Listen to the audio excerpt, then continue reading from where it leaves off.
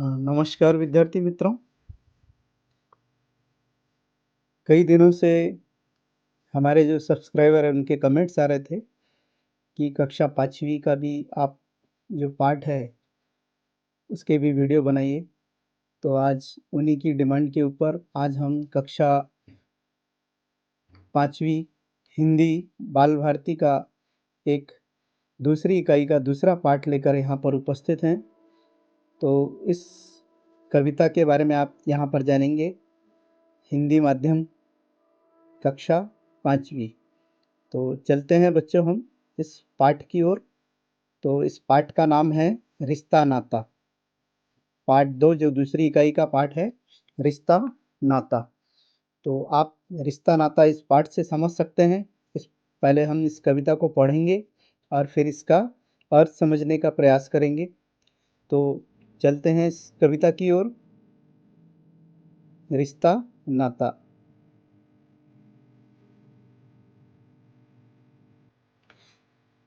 People पावन पिता सरीखा, तुलसी जैसे माता, त्रिफला बहन बहु बिटिया सा, बेर सरीका भ्राता। महुआ मामा जैसा लगता, वन उपवन महकाता, आम वृक्ष नाना सा वत्सल, मीठे फल बरसाता। तो यहाँ पर हमने 4 लाइनें पढ़े इस कविता की। पहले इस कविता का अर्थ समझते हैं और फिर इसके बाद में अगली पंक्तियों का वाचन करेंगे हम बच्चों। तो पीपल पावन पिता सरीखा। पीपल का जो वृक्ष है उसे क्या कहा गया है इस कविता में? पीपल पावन है, किसके जैसा? पिता के सरीखा। सरीखा यानी जैसा। पावन, पावन यानी पवित्र। जिस प्रकार हमारे पिता हर किसी के लिए पावन और पवित्र होते हैं। और तुलसी जैसे माता, और माता को तुलसी, तुलसी को माता का दर्जा दिया गया है। हम वैसे भी कहते ही हैं तुलसी माता है, उनके आगे हम दिया वगैरह लगाते हैं। तो यहाँ पर तुलसी माता है और पिता कौन है? पीपल है। त्रिफला बहन बहु बिटिया सा। त्रिफला, त्रिफला का जो वृक्ष है, जो एक औषधि वृक्ष है जिससे कई प्रकार की औषधियाँ तैयार होती हैं। तो त्रिफला को जो त्रिफला जो वृक्ष है वो किस प्रकार का रिश्ता निभाता है, इसमें कवि बता रहे हैं कि वो बहन, बहू और बिटिया, इन तीनों का रिश्ता त्रिफला का वृक्ष निभाता है। और बेर कैसा है? बेर सरीखा भ्राता। बेर सरीखा भ्राता। बेर को भ्राता के समान बताया गया है। भ्राता बोले तो भाई, एक प्रकार से जैसा भाइयों में आपस में नोक झोंक भी होती है, कभी कभी बहुत प्यार भी होता है। तो यहाँ पर भ्राता को, बेर को भ्राता का वृक्ष बताया गया है। बेर में कांटे वगैरह होते हैं ना अक्सर, क्योंकि वो नुकीला सा होता है, उसमें कांटे होते हैं। तो जो बेर है उसे भ्राता बताया गया है। भ्राता मतलब भाई, भ्राता मतलब भाई। यहाँ पर आप समझ देख सकते हैं, भ्राता यानी भाई। महुआ मामा जैसा लगता। महुआ को किस प्रकार का दर्जा दिया गया है इसमें? तो महुआ जो मामा के जैसा रिश्ता निभाता है। महुआ मामा जैसा लगता, वन उपवन महकाता। तो महुआ क्या करता है? वन और उपवन महकाता है। जैसा मामा हर किसी का प्रिय होता है, मामा बच्चों के लिए खिलौने लाते हैं, उनके पसंदीदा खाद्य पदार्थ लाते हैं, तो हर किसी के पसंदीदा होते हैं। तो मामा महुआ जो है हर किसी का पसंद है। तो जिस प्रकार से वो वन और उपवन, वन यानी जो जंगल है, उपवन यानी बगीचे हैं, उनको महकाने का कार्य, महकाना बोलो तो अपने सुगंध से, अपनी खुशबू से, अपने स्वाद से महकाता है। आसपास से हम अगर महुए के पेड़ के आसपास से गुजरें तो हम देखेंगे कि आसपास का वातावरण भी महुए के जैसा वहाँ पर महकता रहता है। आम वृक्ष नाना सा वत्सल। आम के वृक्ष को क्या बताया गया है? उसमें नाना, जैसे हमारे नाना होते हैं, हम बच्चों को प्यार करते हैं, है ना। मामा जो हमारी मम्मी होती है, मम्मी के पिताजी या मामा के पिताजी जो होते हैं वो हमारे नाना होते हैं। तो उनका जो वत्सल होता है, उनका जो हमारे प्रति प्रेम होता है, वो किस प्रकार से होता है? मामा के जैसा बताया गया है, आम के वृक्ष के जैसा बताया गया है। तो आम का वृक्ष को जो संज्ञा दी गई है इसमें कवि ने, वो नाना की संज्ञा दी गई है, क्योंकि नाना का जो प्रेम होता है बच्चों के लिए वो ठीक आम के वृक्ष की भांति होता है। नाना हमें हर हर प्रकार के चीज़ें दिलाते हैं, खिलौने दिलाते हैं, कपड़े वगैरह दिलाते हैं। उस प्रकार से एक अलग ही प्यार अपने बच्चों के प्रति नाना का होता है। तो मीठे फल बरसाता, तो आम का वृक्ष भी क्या करता है, मीठे फलों की बरसात करता है। आम मीठे मीठे होते हैं, स्वादिष्ट होते हैं, रसीले होते हैं। और भी कई प्रकार का जो आम है, वो आम के पत्तों को हम जब पूजा वगैरह करते हैं तो उस समय उसका उपयोग किया जाता है। उसकी लकड़ी का हवन सामग्री के रूप में उपयोग किया जाता है। आम के जो फल हैं कच्चे होते हैं जब कैरी, तो उसका अचार वगैरह बनाया जाता है, मुरब्बा बनाया जाता है। और आम जो है रसीले होते हैं तो मीठे लगते हैं।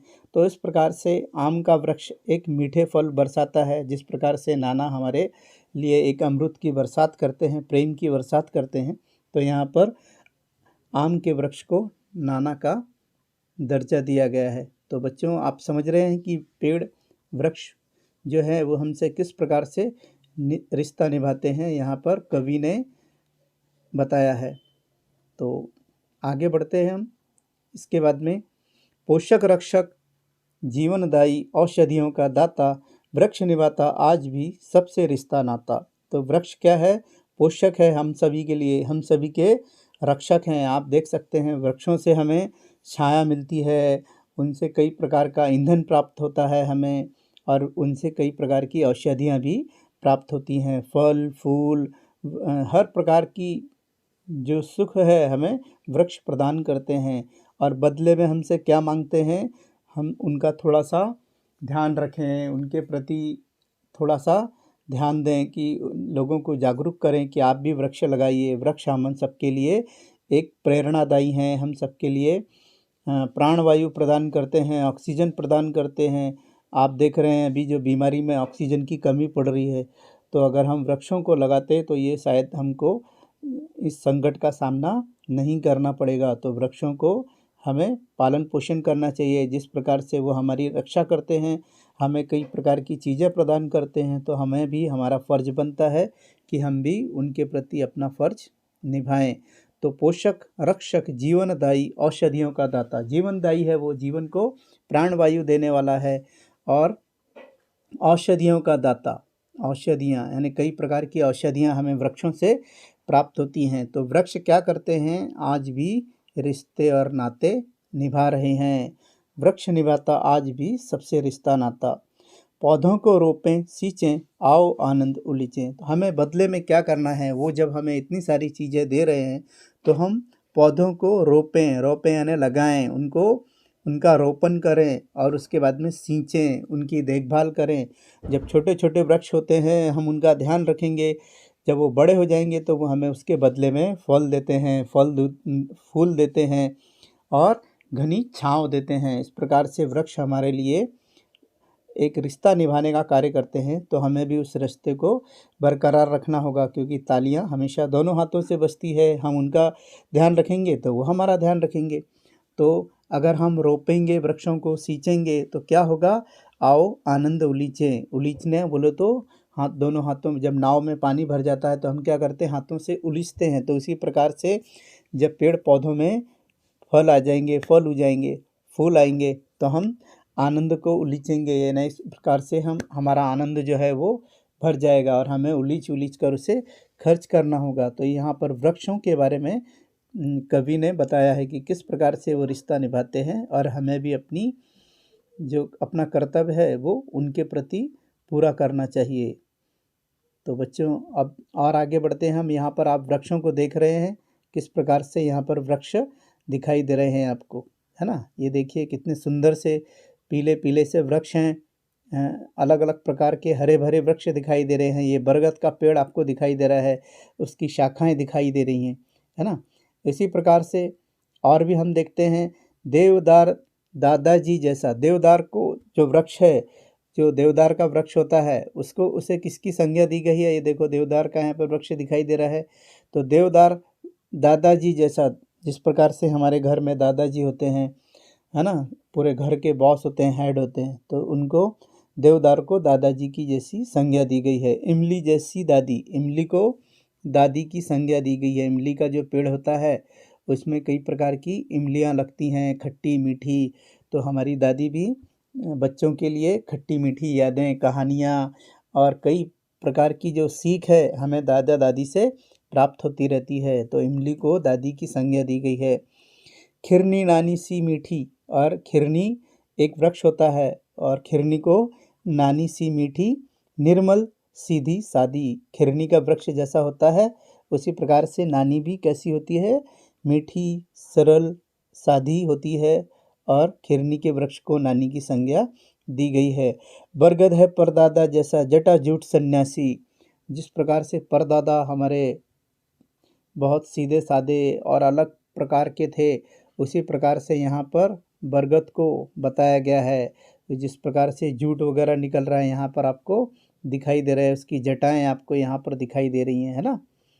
तो इस प्रकार से एकदम वृद्ध सा वो नज़र आ रहा है। तो हमारे दादा परदादा जो होते हैं, परदादा बोले तो पिताजी के पिताजी, तो वो यहाँ पर बताए गए हैं।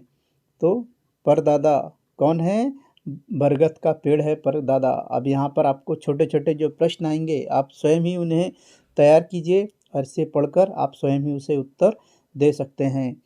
आप इस वीडियो को पूरा देखो तो इसमें आपको आखिरी में इस पाठ के प्रश्न उत्तर, इसके शब्दार्थ सभी कुछ बताए गए हैं। तो बरगद है परदादा जैसा जटा जूट सन्यासी। जैसा सन्यासी होता है, जटा और जूट होती है, सन्यासियों की जटाएं निकलती हैं बड़ी बड़ी, है ना, और दाढ़ी होती है, मूछें होती हैं बड़ी बड़ी। तो इसी प्रकार से बरगद को एक सन्यासी के रूप में यहाँ पर बताया गया है परदादा के। गुलमोहर चाचा सा जिसकी रंगत हरे उदासी। और जो चाचा होता है हर किसी के चहेते होते हैं। चाचा बच्चों को बहुत प्यार करते हैं, है ना। अपने जो चाचा होते हैं, जो चीज़ उनसे मांगो वो तुरंत ला के देते हैं, उन्हें घुमाते हैं फिराते हैं, अच्छी अच्छी बातें बताते हैं। तो चाचा हर किसी के प्यारे होते हैं। तो गुलमोहर का वृक्ष भी जिसकी रंगत कैसी है, उदासी को हर लेती है। उदासी को, जो बच्चे अगर रूठ जाते हैं तो चाचा उन्हें हंसी मजाक से जिस प्रकार से खुशहाल करते हैं, उनकी उदासी को दूर करते हैं। तो गुलमोहर का वृक्ष वही कार्य करता है जैसे हमारे चाचा कार्य करते हैं। गुलमोहर के वृक्ष में सुंदर सुंदर फूल आते हैं, लाल लाल, है ना, आपने देखा होगा। तो गुलमोहर का वृक्ष यहाँ पर आपको दिखाई दे रहा है किस प्रकार से उसमें फूल आते हैं। इसके बाद में हम बच्चों अगले पेज की तरफ बढ़ते हैं। नीम ननद नंदोई सा जो है रोगों का त्राता। अब नीम को ननद और नंदोई की कल्पना दी गई है। नीम का जो वृक्ष होता है क्या होता है, बहुत अनमोल है। कई प्रकार की औषधियों का गुण उसमें है, कई प्रकार के औषधीय गुण उसके अंदर मौजूद हैं। जैसे नीम की पत्ती कैसी होती है, कड़वी होती है, लेकिन वो बहुत फ़ायदेमंद होती है। उसकी बारीक बारीक कोपल खाना चाहिए, उसके रस को पीना। भले वो कड़वा होता है लेकिन हमारे अंदर जो कीटाणु वगैरह है उन्हें नष्ट कर देता है, कई प्रकार की औषधियाँ प्रदान करता है। उसकी लकड़ियाँ वो भी बहुत अच्छी होती हैं। उसकी छाल, अगर कोई हमें चोट वगैरह लग जाए तो उस छाल से हम एक दवा बनाकर उसको पत्थर पे घस के उसको जो चोट की जगह लगाते हैं तो वो बहुत फ़ायदेमंद होता है। रोगों का त्राता है वो, यानी त्राता बोलो तो दुख को हरने वाला, रोगों को दूर करने वाला होता है नीम का वृक्ष। नीम की पत्तियां हम अनाज में डालते हैं, उन्हीं कपड़ों में रखते हैं ताकि जो अनाज में, गेहूं में जो घुन वगैरह लगते हैं वो उसमें नहीं लगते। तो संपूर्ण जो वृक्ष है वो औषधि से भरपूर है, नीम का वृक्ष। तो उसे नीम और ननद और नंदोई की एक संज्ञा दी गई है। नीम कैसा है, ननद सा। ननद बोलो तो ननद किसे कहेंगे, जैसे आपकी मम्मी है और आपकी जो आपके पिताजी हैं, आपके फादर की जो सिस्टर होती है वो आपकी मम्मी की ननद लगी, यानी आपकी बुआ। तो मम्मी की ननद लगेगी और उनके जो हस्बैंड होंगे वो तुम्हारे मम्मी के नंदोई होंगे। तो ननद और नंदोई की यहाँ पर संज्ञा नीम के वृक्ष को दी गई है। वृक्ष निभाता आज भी सबसे रिश्ता नाता। तो वृक्ष सबसे क्या करता है, आज भी रिश्ता नाता निभाता है। और हमें भी रिश्ता नाता निभाने के लिए क्या करना होगा, वृक्ष को रोपना है और उन्हें सींचना है। धीरे धीरे थोड़ा सा उनको बड़ा कर देना है। एक बार वो बड़े हो गए तो फिर उन्हें किसी चीज़ की ज़रूरत नहीं रहती, वो खुद ही पानी को ज़मीन में से ऑब्जर्व कर लेते हैं।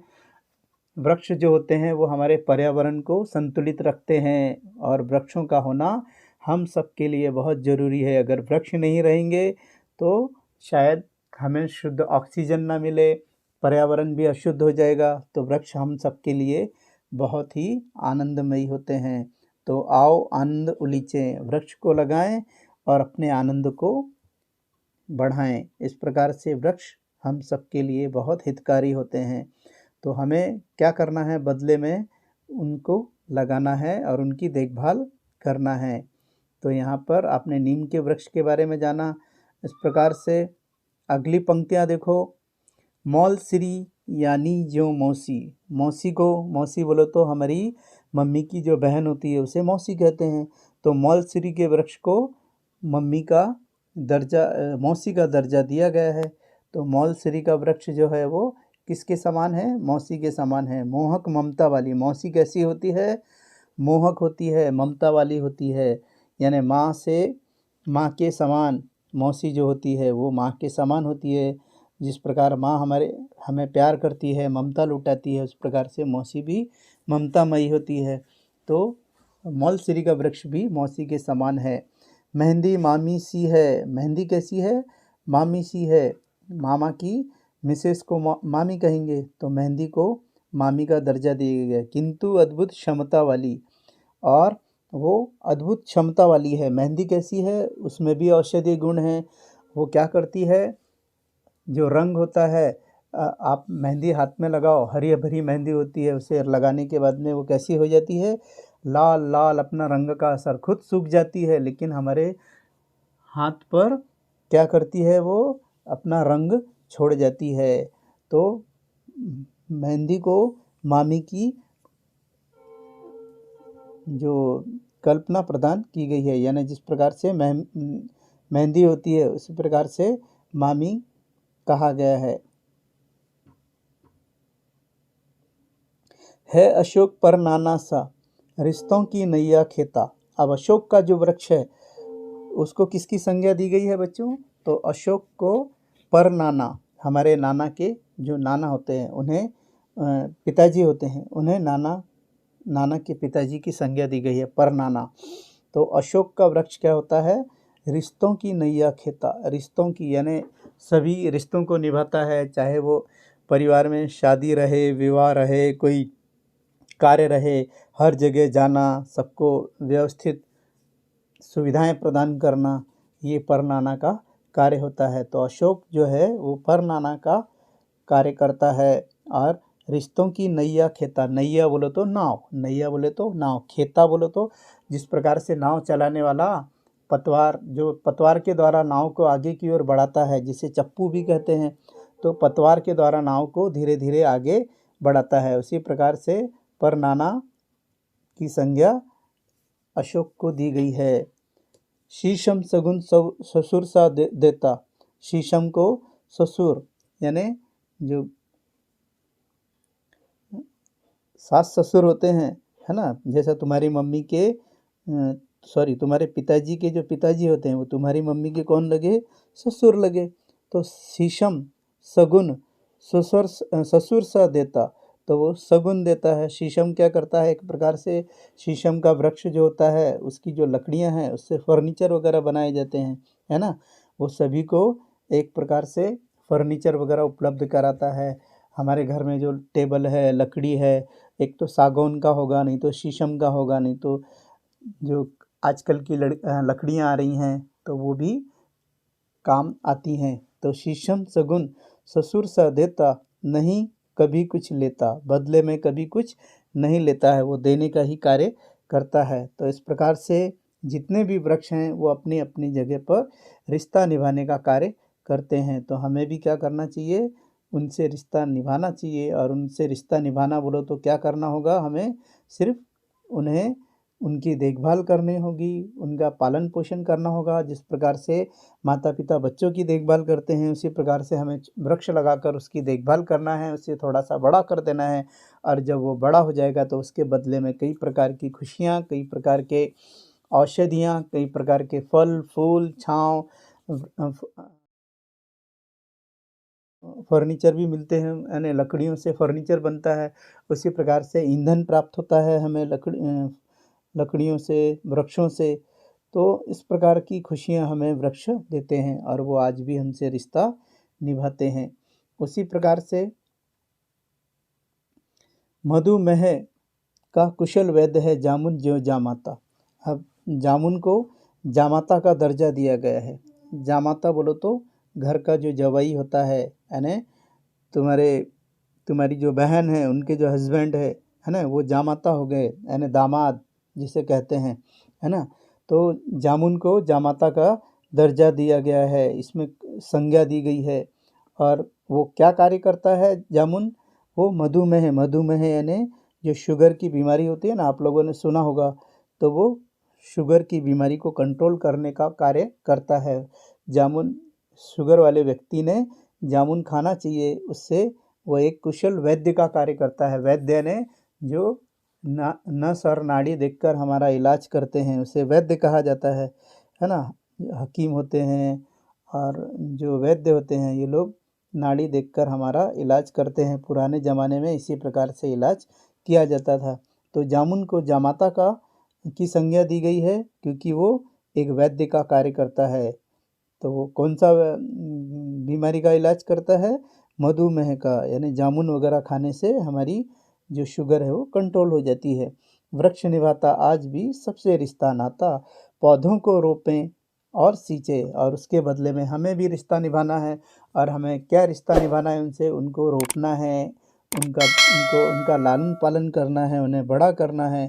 और धीरे धीरे फिर जब वो बड़े हो जाएंगे तो वो भी हमें बदले में कई प्रकार की खुशियाँ प्रदान करते हैं। तो इस कविता के कवि बच्चों अजहर हाशमी हैं। और इसके बाद में हम एक बार अच्छे से इस कविता को पढ़ लेते हैं फिर से, और इसके बाद में इसके प्रश्न उत्तर के बारे में जानेंगे। तो पीपल पावन पिता सरीखा, तुलसी जैसे माता, त्रिफला बहन बहू बिटिया सा, बेर सरीखा भ्राता। महुआ मामा जैसा लगता, वन उपवन महकाता, आम वृक्ष नाना सा वत्सल, मीठे फल बरसाता। पोषक रक्षक जीवनदायी, औषधियों का दाता, वृक्ष निभाता आज भी सबसे रिश्ता नाता। पौधों को रोपें सींचें, आओ आनंद उलीचें। देवदार दादाजी जैसा, इमली जैसे दादी, खिरनी नानी सी मीठी, निर्मल सीधी सादी। बरगद है पर दादा जैसा, जटा जूट सन्यासी, गुलमोहर चाचा सा जिसकी रंगत हरे उदासी। नीम ननद नंदोई साजो, है रोगों का त्राता, वृक्ष निभाता आज भी सबसे रिश्ता नाता। पौधों को रोपें, आओ आनंद उलीचें। मौल श्री यानी ज्यों मौसी, मोहक ममता वाली, मेहंदी मामी सी है किंतु अद्भुत क्षमता वाली।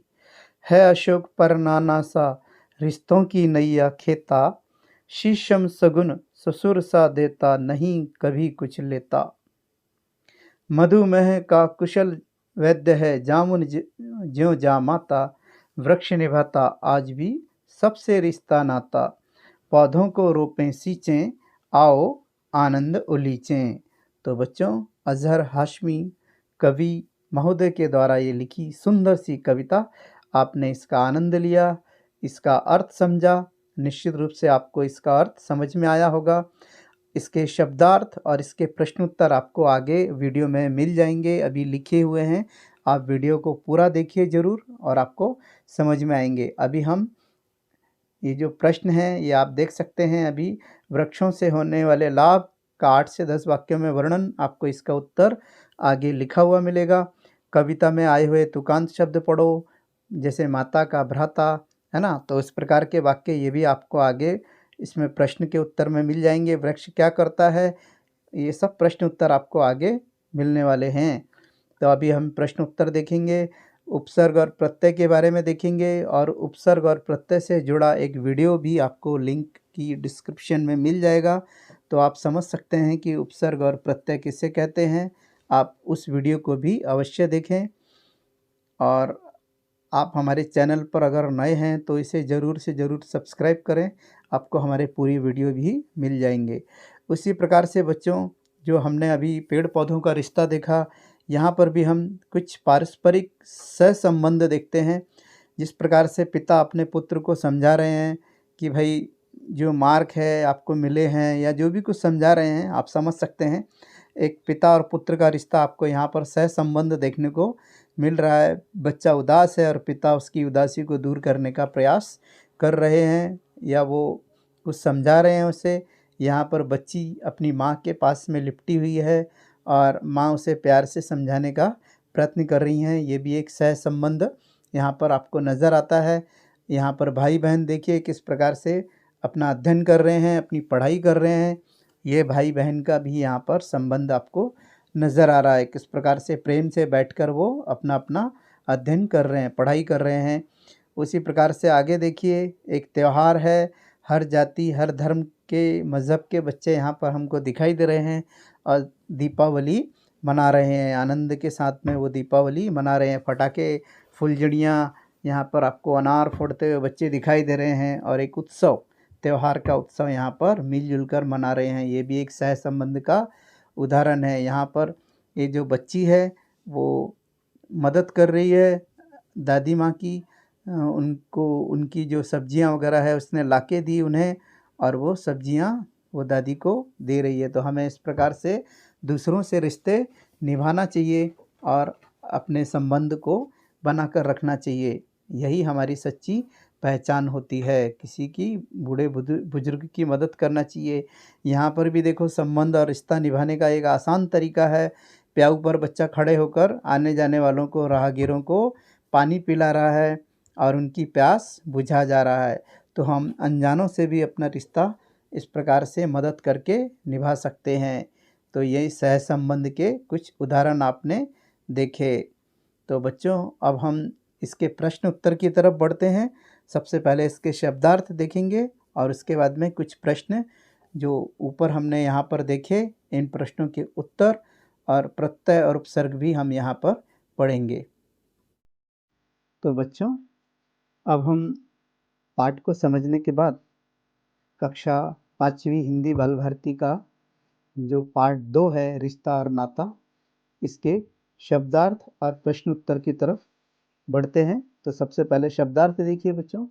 पावन यानी पवित्र, सरीखा यानी जैसा, औषधि यानी दवा, रोपना यानी वृक्ष को लगाना, उलीचना यानी खाली करना। जैसा मैंने आपको अभी उदाहरण में बताया कि किस प्रकार से नाव में जब पानी भर जाता है उसे दोनों हाथ से खाली किया जाता है, उलीचा जाता है उसे। भ्राता यानी भाई, वैद्य यानी उपचार करने वाले जो नीम हकीम होते हैं, जो नस को देखकर हमारा नस पकड़कर हमारे जो मर्ज है वो पता लगा लेते हैं कि क्या बीमारी है और उसका इलाज करते हैं। जामाता यानी जावाई या दामाद हम इसे कह सकते हैं।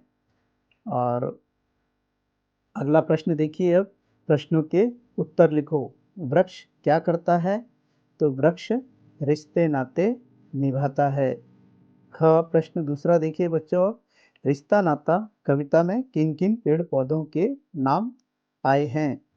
तो इसका उत्तर है, रिश्ता नाता कविता में पीपल, बेर, आम, महुआ, इमली, देवदार, बरगद, गुलमोहर, तुलसी, नीम, मौलसरी, मेहंदी, शीशम, अशोक, जामुन और त्रिफला इत्यादि पेड़ पौधों के नाम आए हैं। आप कविता में देखकर इन प्रश्नों को अच्छी तरीके से देख सकते हैं कि बराबर पेड़ पौधों के नाम इसमें आए हैं या नहीं।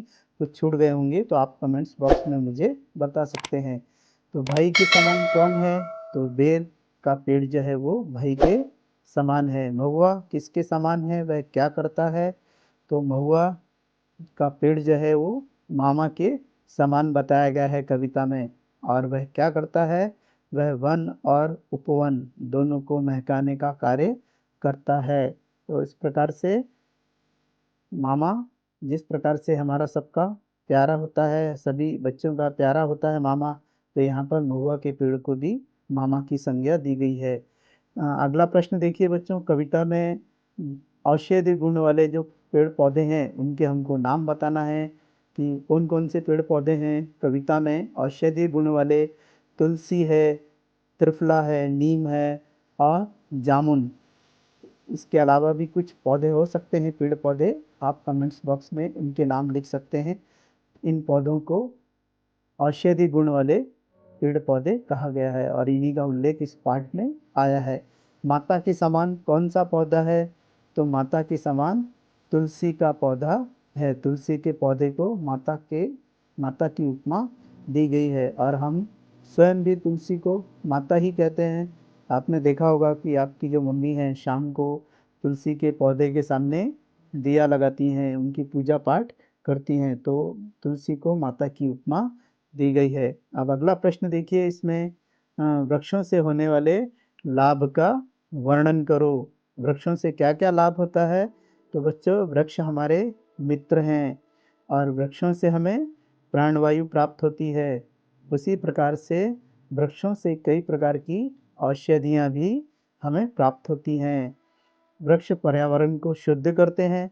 वृक्षों से हमें फल, फूल, ईंधन की प्राप्ति होती है। वृक्ष हमें घनी धूप में छांव से राहत प्रदान करते हैं। वृक्ष की लकड़ी से फर्नीचर आदि वस्तुएं भी बनाई जाती हैं। इस प्रकार वृक्ष हमारे लिए बहुत ही उपयोगी एवं लाभकारी हैं। तो वृक्ष से आपको भी पता ही होगा कई प्रकार की औषधियाँ हमें प्राप्त होती है। हम वृक्ष के बारे में और भी कुछ जानकारी इसमें लिख सकते हैं, लेकिन आपको जो महत्वपूर्ण जानकारी थी जो हमें वृक्षों से प्राप्त होती है वो मैंने यहाँ पर आपको दिया हूँ। और इसके बाद में कविता में आए हुए तुकांत शब्द आपको पढ़ना है। जैसे माता, इसका होगा भ्राता। उसी प्रकार से महकाता, इसका तुकांत होगा बरसाता। सींचें, उलीचें।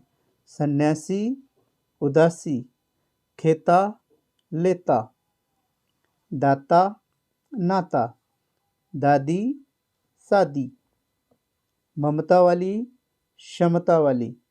जामाता और नाता। तो इस प्रकार से ये तुकांत शब्द हैं। तुकांत बोलो तो एक जैसे आखिरी में जो उच्चारण आता है उनका एक जैसा, उसे हम तुकांत शब्द कहते हैं।